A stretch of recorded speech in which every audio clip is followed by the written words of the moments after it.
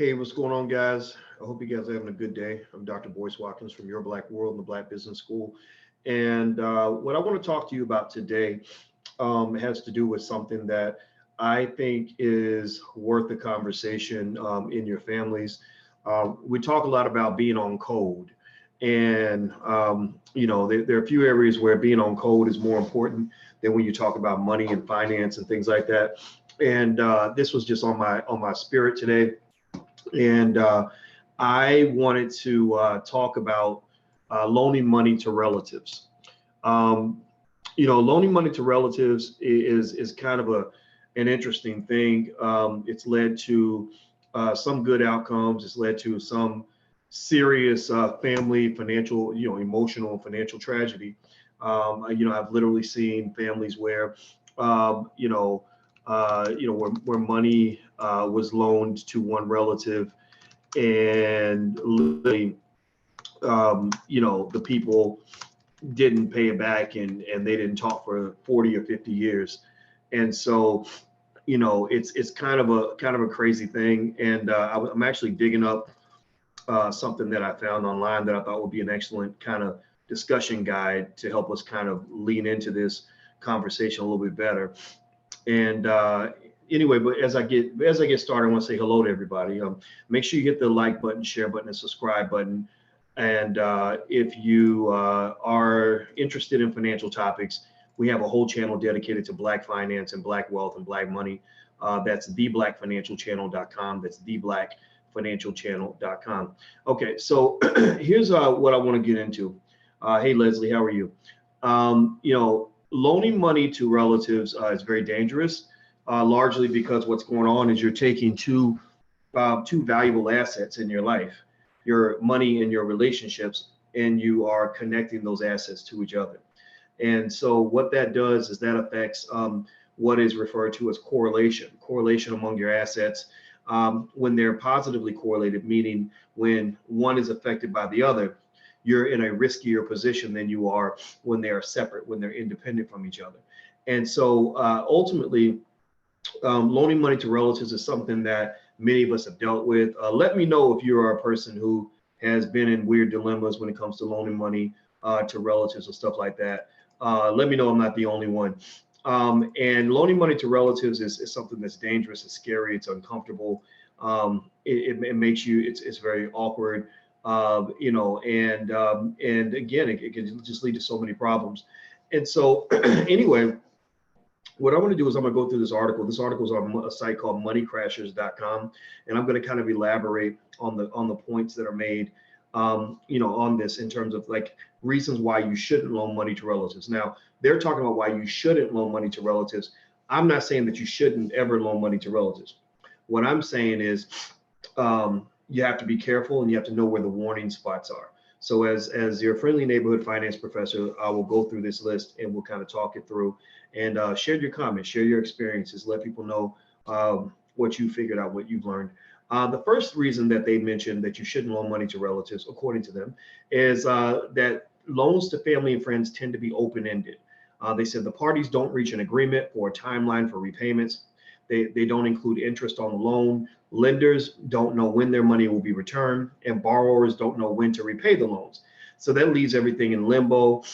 There are no expectations, and when you don't have expectations, then people are typically going to come short on the expectations you have for them. A lot of times, it's almost like when you hear women that'll tell their husbands, like, you didn't do what I needed you to do, and he's like, well, what did you want me to do? And she goes, well, you should know what I want you to do. And I tell the young ladies, I say, no, don't do that. You tell him what you want so that he'll know what to do, what you're looking for. You can't expect people to be able to read your mind. Open-ended loans, that is a huge problem. I learned that when it came to not just lending money to relatives, but also hiring friends and relatives. I learned that if I don't set crystal clear expectations, you get into a back and forth and hemming and hawing of, oh, well, I thought that you meant this and I thought you were expecting that. Well, if I lay it out clearly and I make a contract and I put it on paper, then there's no ambiguity. I can say, well, actually right here, did we not both agree that it was going to go like this? But I'm going to tell you the truth. I don't like getting into loans and financial situations with friends or family anymore. I used to do that a little bit more. and it's just led to too many issues. I have people in my family that haven't spoken to me for years because they borrowed money from me, and instead of confronting it and saying, "Hey, I owe you this money, I'll pay you back," they just hide. They hide, and I'm sitting there thinking it really hurt me. It made me think, wow, why would you hide from your loved one like they're a bill collector? I can understand if you do that to the white man, you do that to the corporation, but why are you doing this to your family? Your family came through for you. They came through for you when you needed them, and now you act like you don't know who they are. Like that to me really made me reflect on what it means to have character, what it means to have integrity. A person with integrity may not always be rich. They may not always have the money that they need in order to repay you. But a person with integrity is going to own up to it. They're going to come back to you and say, hey, I really wanted to pay you back by now, and I'm really sorry, but I can't. But I'm going to set this payment plan up, and I'm going to make every payment on time because I respect you and I know that you need your money. Those are the types of people that you can loan money to. So I'm not a person that says never loan money to anybody. I'm not saying that at all. I think when family needs help, I think it's okay to come through for them.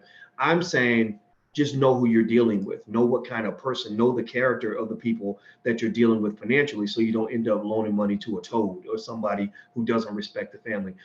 Hey, Dual Victory, thank you very much for coming in and help moderate.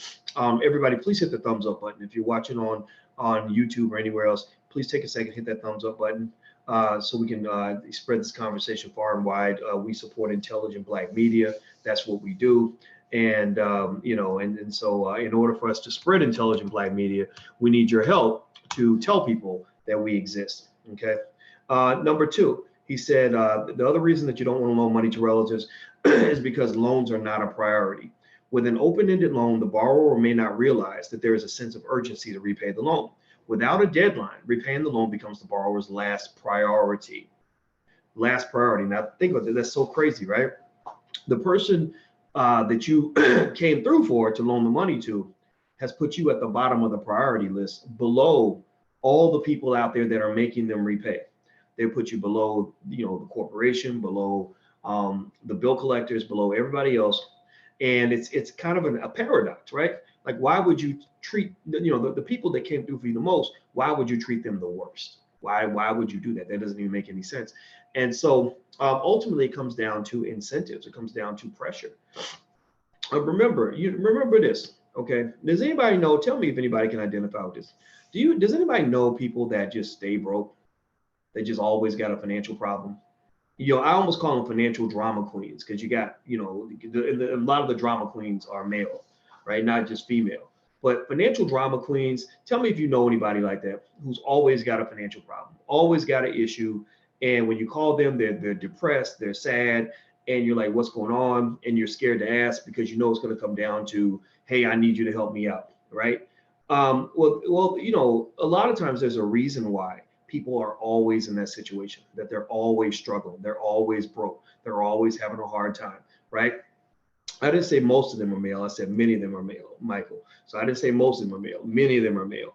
Although a black male who's not financially prepared for the future is going to become a financial drama queen. And he's going to be a financial drama queen. And I'm talking about emasculated, because he's going to go through life not able to uphold his responsibility to his family, to himself, or to his community. That's why I think it's very, very important that you have all your children, especially your boys, but your girls too, learn how to start a business by the age of 12. By the age of 12, their rite of passage should be knowing how to invest in stocks, knowing how to buy a home, and knowing how to start a business. If you don't teach them and prepare them early, they're going to have problems for the rest of their lives. And not only are they going to have problems for the rest of their lives, they're going to dump their problems on other people for the rest of their lives. No woman wants to be married to a husband who can't solve his own problems, who's dumping his problems onto other people. Now, everybody who's watching on Instagram, IGTV, this is about to get shut down, but you can finish watching the rest at drboycetv.com. That's drboycetv.com. So I'm about to shut this off here.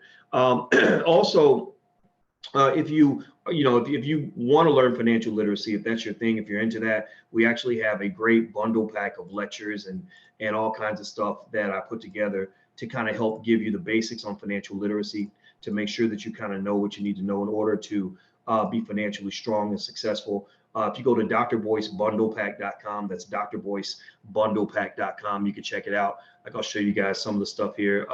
There's this long, really great long lecture that I gave with Minister Louis Farrakhan in Chicago, in which we talked about principles of success and principles of wealth, and basically wealth, education, family, and community, a new paradigm for Black America. So you can get a copy of that. There is an introduction to the basics of wealth building. That's another digital lecture that the whole family can watch. How to create a business plan that puts you on top. How to build your own family bank. How to start a business with very little money. The rules of economic self-defense. So there's a lot of stuff there, and it's really, really good, and the whole family can participate. And this is the kind of this is the stuff that represents the kind of conversations I think our family should have. Here's the secrets of obtaining financial security, the secrets of thinking like a millionaire, how to turn your child into a millionaire, how to be a millionaire by retirement, stop economic slavery, financial habits you need to let go of right now, the 7 golden rules of love and money. So if you're interested in that, the regular price I think is about $250 or something like that, but it's been dropped to I think $170, or I think, well, actually less than that. I think there's $120 taken off. I think about 40%. So and it will give you, if you go through those lectures, you'll have a better understanding of financial literacy than most college graduates, most business school graduates. I taught business school graduates for a long time, undergrads, MBAs, and PhDs, and I can tell you, I know what they know, and you will know more than what they know, because we teach in a specific way, and I kind of know how to cut to the chase and teach you the things you need to know, especially when you're Black. Okay, everything I do is designed to solve problems for Black people. So if you're interested in taking advantage of the discount, go to drboycebundlepack.com. That's drboycebundlepack.com. So feel free to go take a look at that. Thank you very much, Dual, for sharing that URL. I appreciate that. Okay, so let me keep going. So today, to remind everybody who just came in, we're talking about reasons why, or the dangers of loaning money to relatives. Why you want to be careful when that loved one, or that cousin, that little cousin them, or that sibling, or that parent, or that child is constantly coming to you for money. Here's some reasons why you might not want to loan money to people that you're related to. So the first two were, one, the loans are open-ended. Nobody knows exactly when the deadline is. Nobody knows exactly what the amounts are, or what the expectations are on repayment. 2, loans are not a priority. They put you at the bottom of the priority list. Now that's some crazy stuff, right? That's ridiculous. Like why would you do that? Why would you take the people who love you the most and put you at the bottom? But that's what people do. Some people have a slave mentality. A slave mentality is when somebody only does something when they're forced to do it. Let me give you an example of the slave mentality. Have you ever known somebody who, when they talk about things they're going to do, like whether it's exercising or starting a business, they're like, yeah, I'm gonna get around to it. Yeah, I'm gonna get around to it. And they never do, right? They never, yeah, I've been meaning to read that book. Yeah, I've been meaning to learn how to do that, right? And they never get around to it because they don't have the discipline to do it, right? But when they go work for that white man, they like a damn economic soldier. If the white man says get there at 9, they're there at 9. If he says stay till 5, they stay till 5. He says work overtime, they work overtime. He says burn the midnight oil, they burn the midnight oil. And basically, these are people that have a slave mentality, in the sense that, and I was one of those people. I'm not even making fun of them.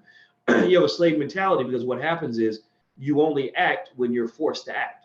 You only move when you're forced to move. Like R. Kelly only started paying child support when the courts came and made him pay his child support. Before, it was like, oh, well, I'll pay when I can, blah, blah, blah, blah. I mean, man, these are your kids, right? But the kids are going to come behind the women and the clothes and the trips and the swag and all the other stuff he was spending money, because R. Kelly was making money that whole time, right? He was always making that money because he was going to, on these tours and all his money's coming in. But his children are at the bottom of the priority list. Why? Well, because there was no credible threat, as we call it in economics. There was no force making him put his children at the top of the list.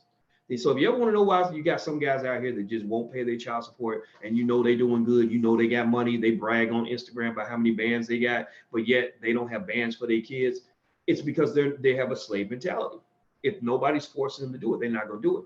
Well, a lot of the people that are in your family that want to borrow money from you, that are always looking for you to hook them up and take care of them and get them out of a situation, those are people that have a slave mentality. Usually the reason they're in a situation is because they didn't have the discipline to plan for the future in the first place. The reason they stay in situations is because when you tell them, hey, why don't you put some money to the side and invest a little bit? They like, yeah, you're right. You're right. I need to do that, right? Or at worst, they'll be like, man, don't be telling me what to do, right? Okay, cool.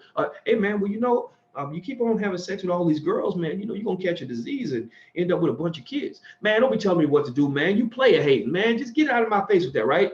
But then when he up in child support court and he can't pay for all them damn children that he done made, he in there crying like a little bitch.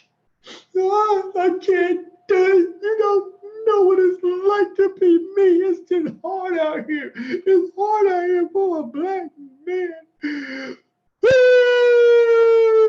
Right? All that crying and shit. And I'm sitting here like, I'm just like, okay, bro, I feel bad for you. I understand. You got financial problems. Kids are expensive. The average cost of raising a child in America is about $250,000. But I don't understand all this crying because your ass wasn't crying when you was hitting the pussy. You wasn't crying when you was going to see all them women, when you had a girl for every day of the week. You wasn't crying when you was out there raw dogging with random chicks out here in these streets. Wasn't nobody telling you. We couldn't tell you what to do. You couldn't. No, you didn't want nobody. You ain't got no right. It's my prerogative. You sound like Bobby Brown used to. Remember, he's like, it's my prerogative. I do what I want to do. It's my okay. All right, motherfucker. Well, guess what? When you were out here creating situations for yourself, you told me that it was your prerogative. You did a Bobby Brown on me. You told me it's your right to do what you want to do with your time, with your money, with your penis, whatever. Okay, cool. I'm not going to tell you what to do. But now when the consequences pop up, when the financial drama pops up, when you can't pay your mortgage or your rent because you got so many child support payments to handle, it's also your prerogative to solve that problem. You see, but we don't see that, right? When you see all of these motherfuckers out, excuse my friend, I'm gonna quit cussing. I'm not gonna cuss. It's just, I'm a man, I'm a black man. This shit pisses me off. You see all these people out here leaving their dead and making babies everywhere, and then gonna leave all the damn kids at your mama's house. Your mama didn't go out and bust 1,000 nuts and make all these damn kids. Your mama didn't do all that. So why is your mama paying the price for your poor decisions? And that's not even a question I would ask him. I asked the mama that question. I'm like, why are you allowing this to happen? Why are you even going along with this? It's almost like the reason, do you know why people hated the bankers on Wall Street? Do you know why people had a whole, remember that campaign, what was it, Occupy Wall Street? Do you know why people were angry at the Wall Street bankers? Let's get specific. The reason they were angry at the Wall Street bankers is because the Wall Street bankers wanted to do what they wanted to do. They wanted to do a Bobby Brown. When they tried to regulate their behavior and regulate their investments, they said, no, you can't tell us what to do. It's my prerogative. I do what I want to do, right? They were like, we want freedom. We don't want government interference. The government shouldn't be telling me what to do with my life, right? But then what happened when all that shit went bad? What happened when the damn economy tanked due to their poor financial choices? What happened then? We need a bailout. We need you to come and save us, right? And that's what they call, in economics, we have a term for that. The term is heads I win, tails you lose. Heads I win, tails you lose. That's where if I make crazy decisions that are my decisions and they work out okay, then I win. But if I make those same decisions and they don't work out, then you lose because you're gonna bail me out. You're gonna pay the price for my poor choices. It's not gonna come back on me. I get all the benefits, but none of the accountability. So people in your family that have that slave mentality, I want you to peep them out when they come to you and want to and are always asking for help or whatever. You know who they are. Tell me if you can think right now. I want you to process this for a second. I want you to think about one person in your family that you know who's that trifling son of a bitch who's always coming to you with problems. It might be your sister, it might be your brother, it might be your little cousin, it might be a friend from childhood, it might be one of your parents, it might be one of your children. Tell me if you understand. I need you to visualize this. And I want you to connect the fact that they're in these financial situations because of consistent choices that they make. then there is a difference between how they respond to you when things are going well versus how they respond to you when things are going poorly. When things are going well, they don't want to hear nothing. They don't want to go take no class on financial literacy. They don't want to learn. They don't want to save or invest their money. They don't want to make good choices. But when things are going bad, they become incredibly sad, remorseful, and pathetic, right? And so these are the individuals that will consistently come to you to borrow money. So when you go loan money to them, you must understand what you're doing is you're investing in a very bad asset. You're making a very bad investment because you're investing in a human being. Human beings are a product of our habits and our choices and our decisions. Our consistent decision making on a day-to-day basis shapes who we are and how we come to be as human beings. So by loaning money to somebody who always has financial problems, that's like putting money into a company that is dysfunctional and poorly run. You don't invest in companies like that. So just expect that when you loan that money, if it's a big chunk of money, you're probably not going to get your money back. Okay, and the default rate is incredibly high. So the third reason, so do me a favor, stop for a second, please stop for a second. If you're on YouTube, please hit the thumbs up button. Please hit that thumbs up button, share, subscribe, like, all that stuff. Also, want to let you guys know, drboycetv.com is also now on iTunes. So if you have iTunes, go look us up on iTunes. Just look up Boyce Watkins on iTunes and you'll find it. You can listen to us on your way to work and stuff like that. So, and also last but not least, if you want to get a text notification of when I go live, text the word Boyce to 31996. Please get on the text list, because if you don't, then you won't get notified by YouTube. YouTube does not notify. We have 300, look at this on YouTube. We have 330,000 subscribers and there's only 52 people here. If they notified even 10% of the people on the list, if they notified even 10%, which would be about 33,000 people, do you really think that there'd be only 52 people in here? Well, the reason that there's only 52 people in here is because they're not sending out notifications. I think they identify and they flag certain channels. So if you want to get a notification from us, we're taking that whole process over. We're not depending on YouTube to do it for us. We're going to do it ourselves.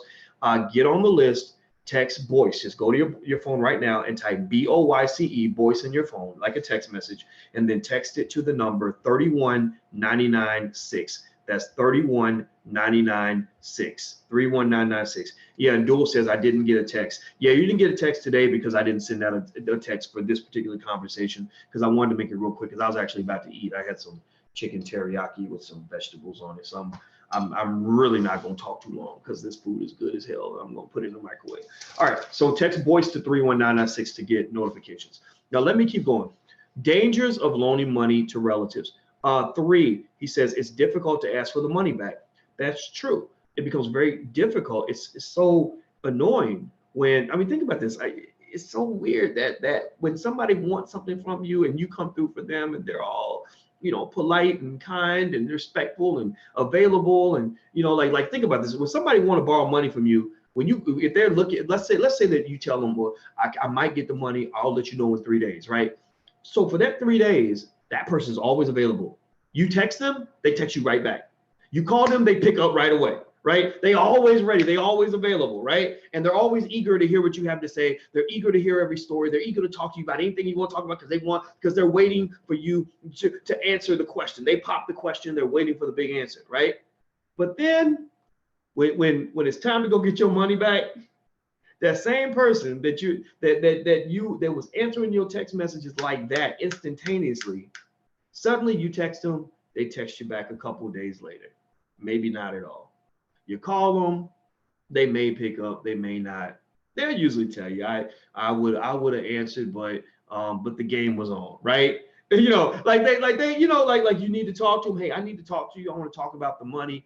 Okay, well, I gotta go to my cousin's bar mitzvah, and then after that I'm going to the club with JoJo and them, and then I gotta go get me a new pair of skates because I'm taking on ice skating now, and right, that's what they kind of do. And what that is called, there's actually a term for that in economics. You guys know, as I tell you guys, that's my area of expertise. I'm a financial psychologist. That's what I studied for my dissertation.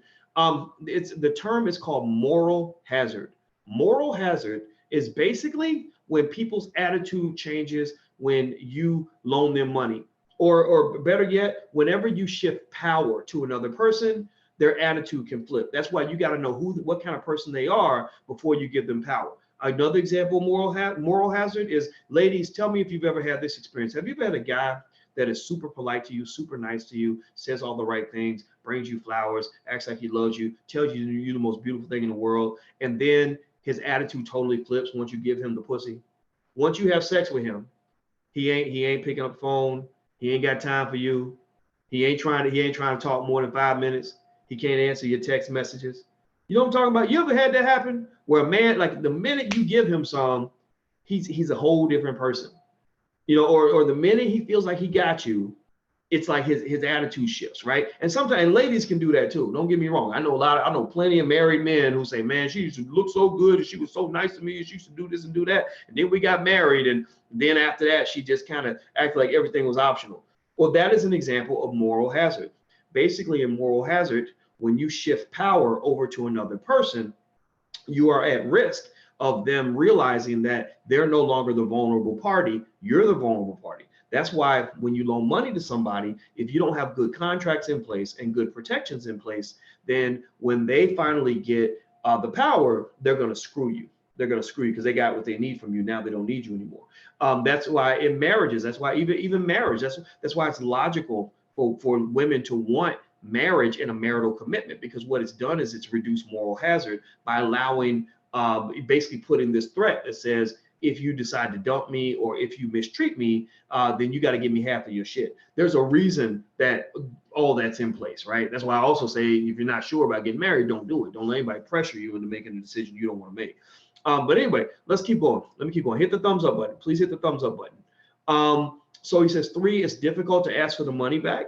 Which is unfair because you shouldn't have to have these awkward conversations. A person with integrity, if you loan them money and you come through for them when they needed you, then it should not be hard for you to ask them for the money. If they make it hard for you, then that is not your friend. That is not somebody who loves you. That's not a good person. 4, he says it can make family gatherings awkward. That is really true. When you got money up in the air and somebody hasn't kept their commitment, it's very difficult to go see them at Big Mama's house for Sunday dinner when you know that motherfucker owes you $300 that they promised to pay you last month. It's hard to sit and laugh with them. It's hard to sit and talk about other stuff because you're gonna be thinking like, wait a minute, hold on, are those new shoes you got on? Like, how though I can't afford those new shoes. I can't afford those new shoes. How you got on shoes that I can't afford and you owe me money, right? That's very insulting. It pisses you off. 5, he says the borrower becomes the servant to the lender. Well, you can actually have a situation like that where somebody loans you money and they feel like you owe them a lot more. That's why, especially girls, especially women. I remember one time there was this young lady that I used to mentor, and I just know all college students need money. And she was so smart, though. She was so smart. And I would see her like once a year, and I saw her on campus. And I said, look, I know you need money, so here's $20 just so you can have some money in your pocket. And she said, no, thank you. And I was like, why? I know you broke. Like, here, just take $20. She's like, no. And then I broke it down. I said, tell me why you're not taking this money. She said, well, because men, when they give you money, you never know what they're gonna expect, right? And I assured her, I said, look, no, I assure you right now, I want to let you know very clearly that this is not one of those situations. But I understand that. I think it's very smart that you are cautious because you are absolutely correct. Usually a gift horse, doesn't come without an expectation attached to it. So when you go borrowing money, you have to be cautious about who you borrow money from. And when you lend money, you got to be careful about who you lend money to, because lending money and borrowing money, it really is a lot like having sex, right? There are some people, think about this. Have you ever seen somebody who says, I would have sex with this person, but I'm not going to because I'm afraid that if I have sex with him, it's going to ruin our friendship, right? Well, why would somebody say something so crazy? When I was young, I would hear women say that. I'd be like, what? That's stupid. Come on now. Well, the reason is because there's some people who really value their friendships. And in their mind, they're thinking, if I sleep with you, I'm deepening this interaction. I'm putting so much more at stake now. And if for whatever reason you can't handle this new arrangement, for whatever reason, it goes bad, then I'm going to lose a friend, right? And that logic makes sense, because when you loan money to a relative, what you're doing is you're doubling down on the relationship. You're risking a lot on the relationship. Before, you're cool, you're cousins, you just see each other, there's nothing at stake. But now you got money connected. Now, if they don't pay you back, you're going to be bitter, resentful. You're going to have financial hardships as a result of this, which is going to cause you to shift your behavior toward that person, which can ultimately ruin the relationship. I can't tell you how many times I have seen relatives never speak to each other again over money. I can't tell you how many times I've seen friends fight, maybe beat each other up over money. I can't tell you how many times I've seen relationships, male-female interactions go bad over money. So I almost feel that most of the time, it does not benefit you as the lender to lend money to relatives. I'm not saying that you can't. I can give you some guidelines on how you can do it and minimize the risk. But just know it's always risky when you loan money to people in your family.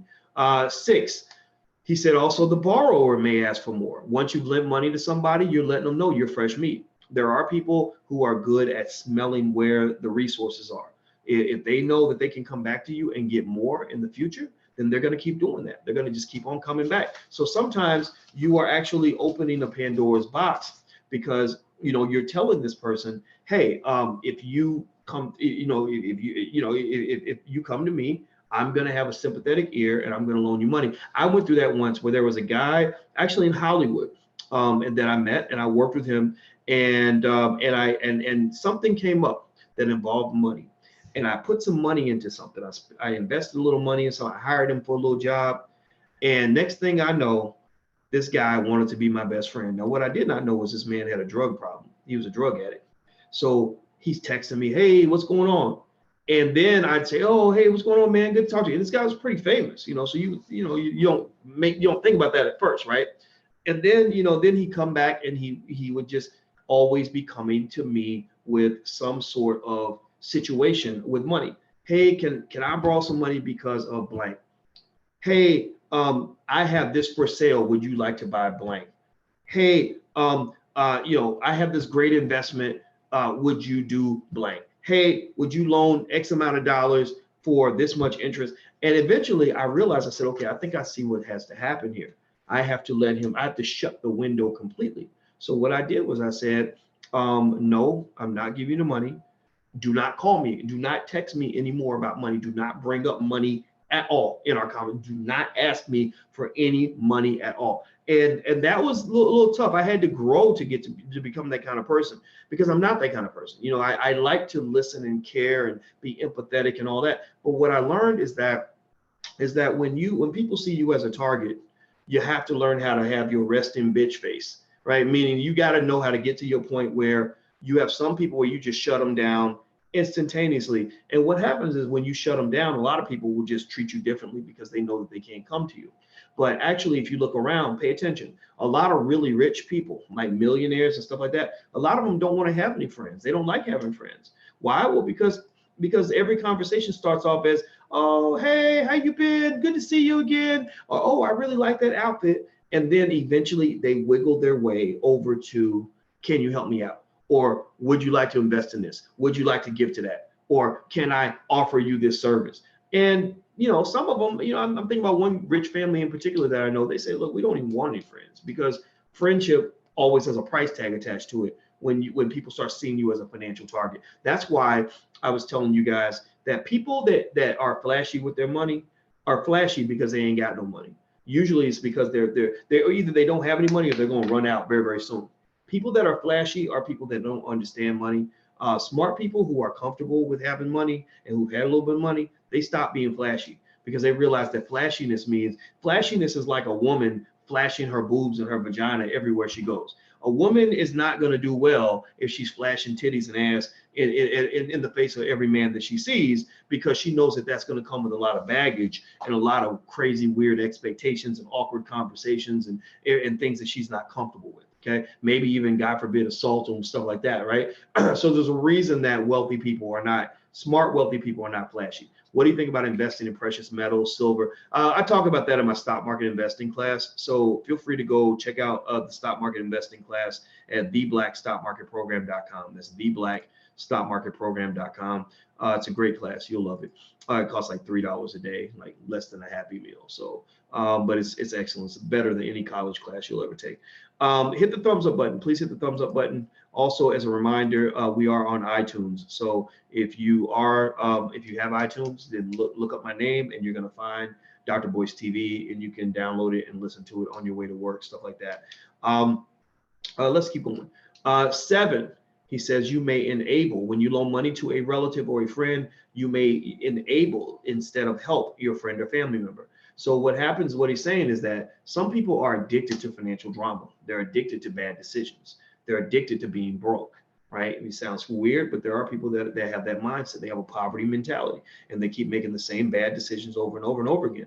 And what happens is, especially this is really true for people that have children, if you keep on bailing them out every single time and you keep saving them every single time, then you are not protecting them from the consequences of their choices. Or you are protecting them from the consequences, but you're actually harming them long term. Because what you're doing is you're blocking it. Every time life has a lesson for them, you're blocking that lesson. So sometimes you got to let them sit around and be broke for a while so they can learn, they can learn like what it feels like to be broke, and that, these bad decisions aren't going to work out well for them. He says 8, these types of loans don't earn interest. So when you loan money to family members, usually there's no interest attached.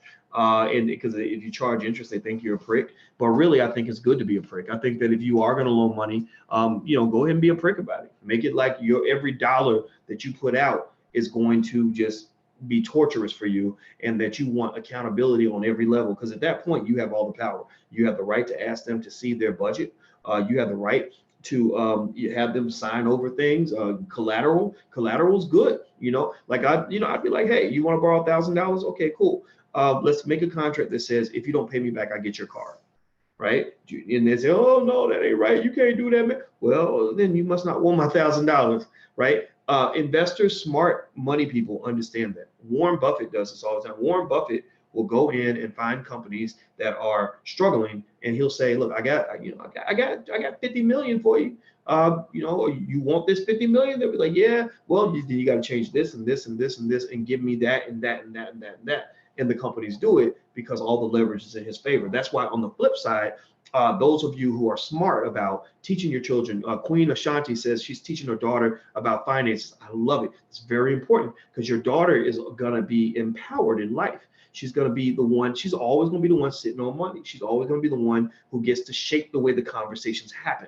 People will come to her and say, hey, I don't know your daughter's name, but Queen, I'll call her Ashanti Jr., right? So, hey, Ashanti, can I borrow $300? And she'll say, okay, well, in order for you to get access to my money, you're going to have to do this, this, this, this, and this. Right? You get to sit back in the chair as opposed to leaning forward with your hands out begging. Instead, you get to sit back and be a boss. So her daughter's going to be a boss. Some of y'all, are y'all training? Tell me if you're training your children to be bosses.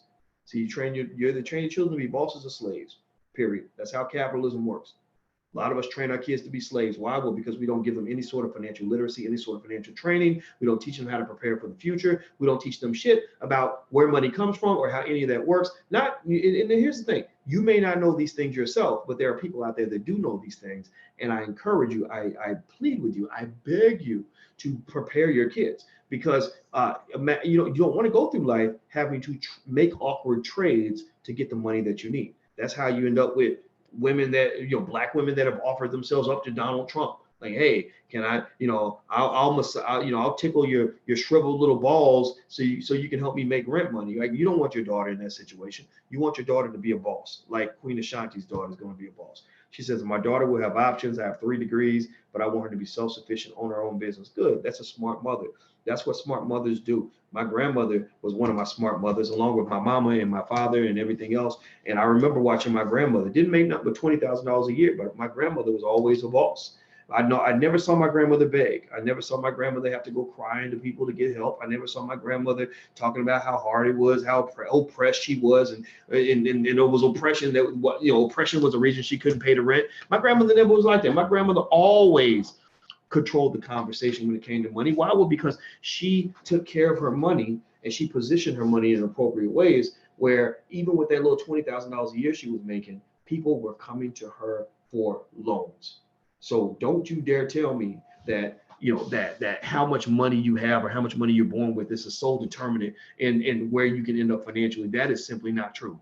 Mindset is everything. White people are the ones who taught you that being born broke means you got to stay broke and ain't nothing you can do about it. That's some old bullshit. That's a lie. That's a myth.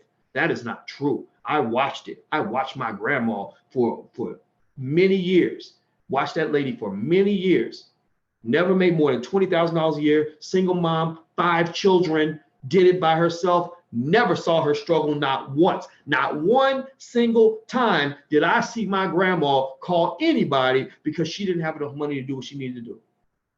And so everything you hear from me, a lot of what you hear from me started with my beloved grandmother, Felicia, who taught me about mindset and how mindset determines where you are financially. So come on now, integration, it led us to start thinking like white people. And I'm here to go back to segregation. I'm saying let's segregate and form our own culture, our own philosophy on this stuff, because the stuff that they tell you about yourself is nothing but a lie. Let's keep going. He says, the number 9 reason why you shouldn't loan money to relatives is that you might need the money. That's true. You definitely want your money returned, but you may also need your money. What if you lose your job and have no income? What if you spend your entire emergency fund while searching for a new job? What if you need to put food on the table for your kids, etc.? Well, yeah, it does kind of suck that you might need the money. So that's a great point. 10, you could lose your money and the relationship. Shakespeare wrote, for a loan oft loses both itself and friend. That basically means that when you loan money to your friends, you're probably going to lose your friend and you're going to lose your money. If you lend money to a friend or family member, beware that you may not get your money back and your relationship may never go back to normal. This will cause tension between you and the borrower and may also cause guilt, remorse, and anger. So what I have found is that the people that are best to loan money to tend to be the people who usually don't need a loan typically. Like these, why? Well, because they have a certain mindset, right? Their mindset is, I'm not going to have financial problems because I'm going to avoid them. I'm not going to have drama because I stay away from drama. I'm going to plan ahead. I'm going to make good decisions. And but then sometimes you have people that have temporary problems. And so what you got to do is you got to kind of, if you look at, somebody's situation like a disease, you're a doctor, you're diagnosing their disease. You got to figure out, okay, do you have the flu or do you have AIDS? Because if you got AIDS, I'm gonna have to treat that differently than if you just got the flu. The flu is temporary. It's gonna be gone in a few days. AIDS is gonna stick around for a while. We might need some deeper, more relevant treatment for that.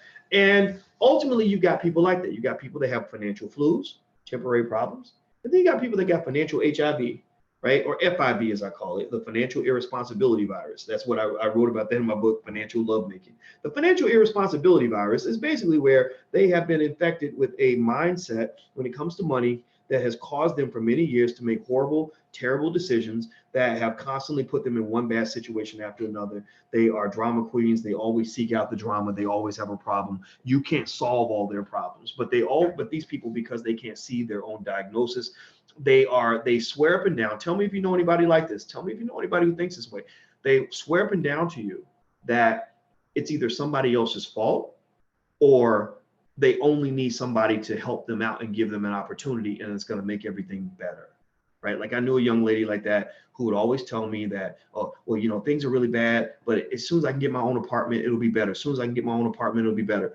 She got her own apartment. Eventually, she got evicted from the apartment because she didn't pay her rent, right? Well, all I need is a car. All I need is a car. If I get a car, things will be better. Well, she got a car, and she wrecked the car and didn't make the payments on the car note, right? Well, all I need is somebody to help me out every now and then, blah, blah. People were helping her out. It never worked out. She always had a crisis. There was always a problem. She was always stuck in the mud. So ultimately what you want to do is, first of all, with yourself, you want to try your best to stay out of the mud, avoid it, right? But then identify people that stay in the mud. People that stay in the mud, if you go and you try to pull them out of the mud, they're going to pull you in the mud too. You're going to be sucked into the mud. Denise Carlisle says, my ex-husband had FIV. Yeah, when you get married, ooh, buddy, you better make 100% crystal clear sure that you are okay with their financial choice and their financial habits. I have seen many families ruined, many relationships ruined when one partner had totally different financial habits than the other one. And what happens is it translates into emotional reactions, because for some people, when they have an irresponsible financial partner, they tend to have this crazy anxiety that comes with that, right? Some people, maybe if you grew up poor, or you're always worried about financial security, and you got a partner that's just making it rain and throwing money everywhere, that's going to drive you crazy. Typically, women actually are more offended in marriages. When I was doing research for that book, Financial Lovemaking, I found that women appeared to me anyway to literally be more offended by financial irresponsibility than they were by infidelity.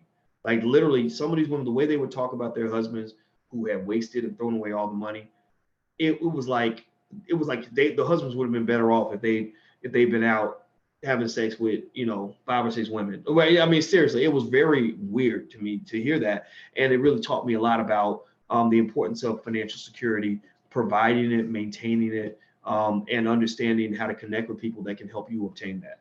So think about that. So think about that. Do me a favor, hit the thumbs up button. Please hit the thumbs up button. If you're on YouTube, anywhere on YouTube, please hit the thumbs up button. Also, if you want to check out the financial bundle pack, the lectures I put together, I mentioned them earlier, on financial security, everything, a lot of things you want to know, feel free to go to drboycebundlepack.com. At drboycebundlepack.com, you can check out the digital lectures we have, including an introduction to the basics of wealth building, how to create a business plan that puts you on top, how to build your own family bank, how to start a business with very little money, the rules of economic self-defense, the secrets to obtaining financial security, how to turn your child into a millionaire, and much more. There's a lot of stuff in here, and it's really good stuff.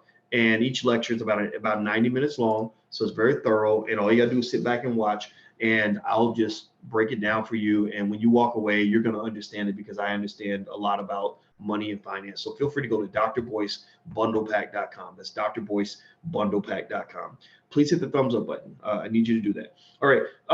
So last but not least, what I'll say is general recommendations for loaning money to relatives. I made a couple little notes on this, and I want to share these notes with you in case you ever decide to loan money to relatives. I think the first answer should be no, unless you just balling like that. Like if you're balling, like you're a millionaire and they want to borrow $200 and you're okay with losing the $200, then fine, go ahead and do it.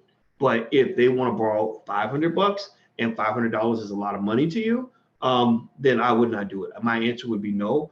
I think that also the more money you have, like you're living in a nicer house, driving a nicer car, most of you are entrepreneurs. Tell me, entrepreneurs in here, please throw your hands up.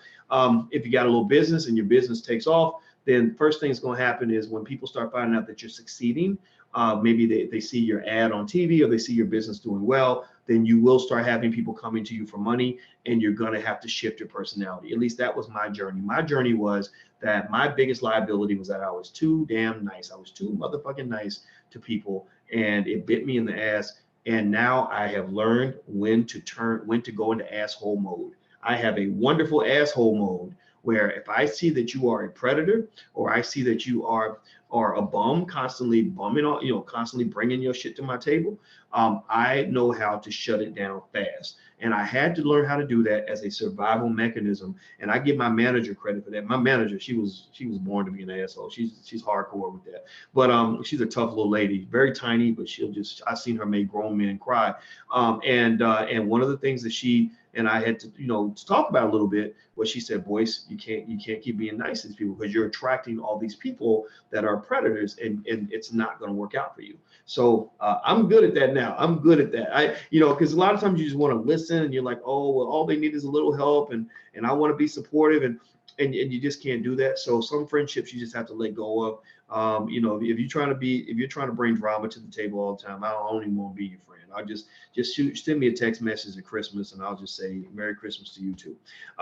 First thing I'll say is I would minimize the amounts of money. So if somebody wants to borrow a certain amount of money that oh wow, Shalita says Dave Ramsey's okay, but not as good as Mr. Boyce. Well, I appreciate that. I think I'm better than Dave Ramsey when it comes to talking to black people. I'm 100% black all the time. I don't do well with white people with this stuff. I mean, I got a couple white people that come in, but they're kind of the minority. They're part of our affirmative action program. But seriously, like, I think that when it comes to talking to black people, I think I'm very good at it, one of the best in the world at it. because that's all I dedicate my life to. I dedicate my life to building possibilities in the Black community. Every lecture, every theory, every acronym, every system, every model is designed to solve one specific problem, and that problem is, how do we obtain economic strength in the Black community? How do we play the powernomics game, right? And how do we start at a family level to do it right? So that's why y'all see me every day. That's why I do what I do. That's why I go at it the way I go at it. Okay, so number one, if they want a certain amount, I'm a believer in chopping the amount down. So they want 1,000. 1,000's hard for you. Then maybe you offer 100 or 150, 200, right? Just to show, look, I do care, but I don't care that much. And I'm sorry if that offends you, then that's your problem, right? Here's $150. Good luck. I'm not involved anymore. If you love me, then you won't constantly involve me in your problems. And what'll happen is they'll tend to go to somebody else. When they know they can't come to you, they'll just go to somebody else. That's what bums and beggars tend to do, or freeloaders. And I'm not dissing people who have financial problems. I mean, I've had financial problems. I've had to borrow money before myself, but people tend to know who they can go to, right? Just like men know which girls they can call if they want to get some, and which girls are going to take a little while, which girls ain't going to give it up at all, right? They just know that, right? So it's the same way with money. They know if they can get some from you, so you don't want to be an easy target. Two, if you loan money, I suggest getting a contract. You can go to like a site like Rocket Lawyer, stuff like that, and just make a quick contract. That way everything's on paper. That way there's no misunderstandings. That's important. Three, I think you should be open to what I call the nuclear option. The nuclear option is when you realize that the person is never going to pay you back, and you let it go. You got to learn to forgive. You got to learn to let it go. So the way you minimize the impact of that, because remember, you don't want to lose a relative or lose a friendship over money, right? So you let it go, but make sure that you haven't put yourself in a position where the amount of money is too big to let go. Like if I loan you my last $5,000 and then you screw me, it's going to be harder for me to let that go than if I had just put a couple hundred on it and just said, okay, I wish you good luck, right? Next, look at their history. When people want to borrow money, look at their history, find out why they're broke. And at that point, you have all the power. So you can ask a million questions if you want to. You can just, basically, like drill them. And if they don't want to answer the question, then you don't give them the money. And so ultimately what I would also say is when you're working with your kids, etc., and also to yourself, some of y'all in here are pretty young, get some financial literacy, some financial training so that you can know how to avoid those financial holes, those financial pitfalls. I gained experience with this, not just because I got all the training, I'm a finance professor, but also from life. I'm in a weird position. It's a little bit overwhelming at times. I don't know anybody I can call to borrow, an amount of money that would solve the kinds of problems I could possibly have if I'm not responsible. Like I don't know anybody. And I remember it felt kind of lonely. I remember saying to them, I said, gosh, sometimes it's a little lonely at the top. And they're like, what do you mean? I said, well, because it seems like 90% of the people that call me are calling me because they want something. Most of the people that call me, they're calling because they want a favor, or they want the hookup, or they want to borrow some money, or they want to get hired, or and I said, it makes me not even want to answer the phone. Like I don't even, to this day, I kid you not, I do not answer the phone. I'm like, because if they call me, they just asking for something. And then, I mean, of course you got mechanisms, and it comes with the territory, right? You reach a certain status, you got to be able to handle that. And I pass that on. I pass that to my manager, and I say, well, talk to this person over here, talk to my accountant over here.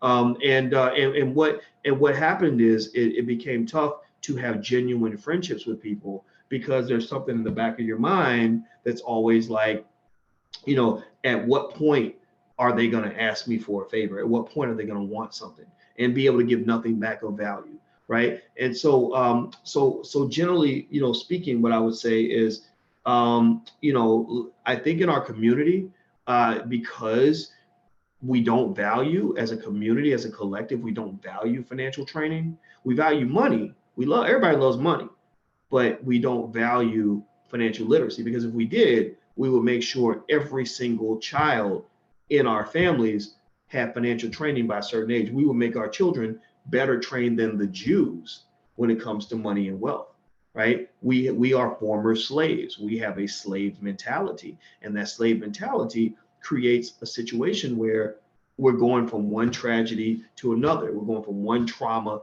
to another, one bad situation to another, just one struggle after the next.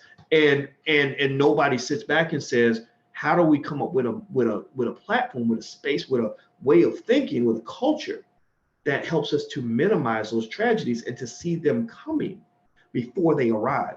So what I'm saying to you is, I can't change the whole Black community.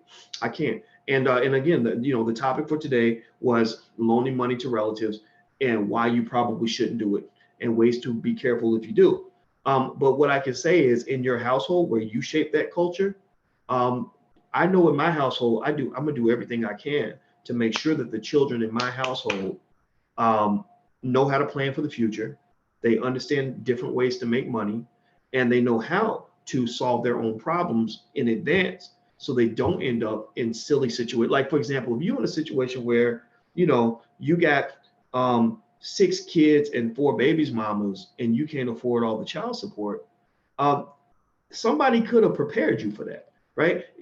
Somebody should have talked to you about where you're going to end up.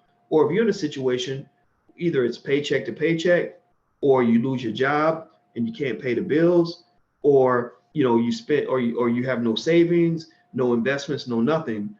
There are ways to avoid that. And what is going on politically for Black people is there's nobody in there pushing an agenda.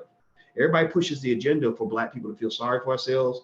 Everybody pushes the agenda for Black people to be outraged and to react to every problem that's out here. Everybody pushes an agenda that Black people are helpless. But there are very few people pushing an agenda that says, let's plan, let's position, let's figure out what's going on here, and let's do the surgery in advance so that we can avoid having to react to a problem because we solve the problem in advance. So that's pretty much what I'm doing. Like the most of the doctors, so to speak, the social doctors, if you want to call them, the people in our community who fixed our problems, they are people that fix the problem after the problem has arrived. I'm the doctor that's more holistic, that says, let's fix the problem before it arrives, because we know an ounce of prevention is worth a pound of cure. So an ounce of financial literacy will save you about 20 tons of financial problems down the line. So give your children that basic financial literacy, and that's going to make all the difference in the world.